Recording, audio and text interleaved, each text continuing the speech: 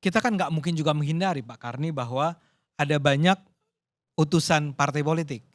Biar bagaimanapun ini kan adalah sebuah pemerintahan yang dibentuk berdasarkan koalisi dengan banyak partai politik. Tentu saja kita berharap partai politik mengirimkan orang-orang terbaiknya. Mudah-mudahan tidak akan lagi terjadi pengalaman di masa Pak Jokowi. Ya, di masa Pak Jokowi itu ada selama 10 tahun beliau menjabat sebagai presiden, itu ada 6 menteri yang kalau tidak salah 6 ya yang tertangkap karena korupsi dan 6-6-nya adalah utusan partai politik. Ya. Jadi itu artinya yang dikirim memang bermasalah nih. Nah mudah-mudahan kali ini partai-partai ya mbok ya agak tahu diri lah ya. Yang dikirim betul-betul nggak apa-apa juga politisi tapi profesional lah kira-kira gitu ya.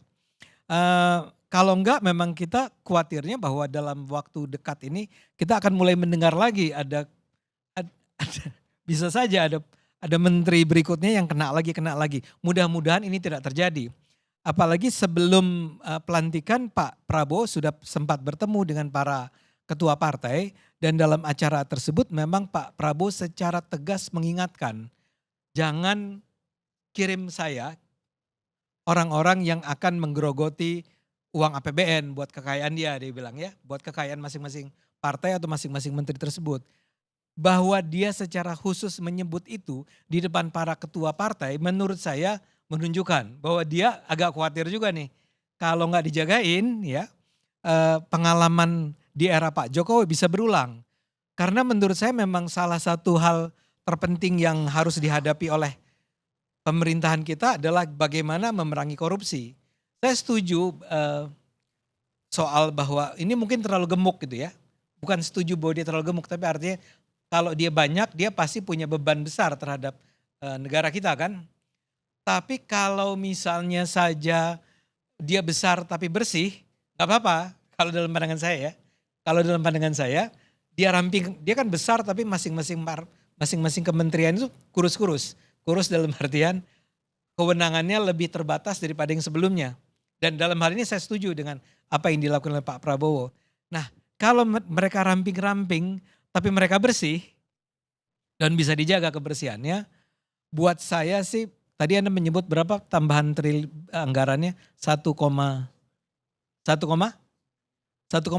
triliun itu tambahan biayanya ya.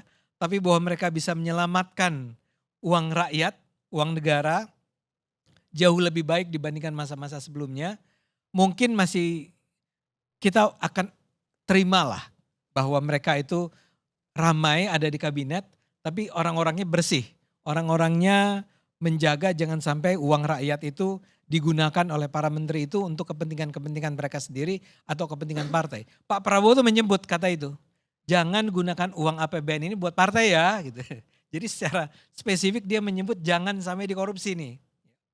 Jadi dengan kata lain saya bilang bahwa kalau dia gemuk tapi dia bersih, buat saya memang gemuk tapi gemuknya gemuk bersih nggak apa-apa lah gitu ya. Yang jadi masalah memang kalau udah gemuk kotor. Itu double-double tuh dosanya jadinya ya.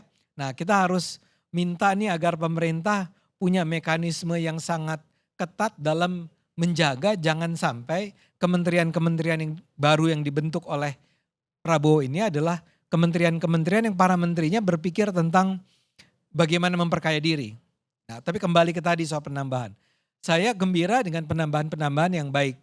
Karena tadi juga Pak Karni kan minta menyebut nama nih. Saya misalnya akan menyebut nama seperti tentu saja dari PSI. Apa-apa ya Pak Karni ya. Saya sangat gembira bahwa Raja Juli Antoni yang tadinya adalah wamen di ATR BPN itu sekarang menjadi Menteri Kehutanan. Buat saya gembira karena begini. Saya kenal Bung Tony ini sebagai Bro Tony, kami menyebutnya di partai, orang yang bersih, berintegritas, lurus dan profesional kerjanya.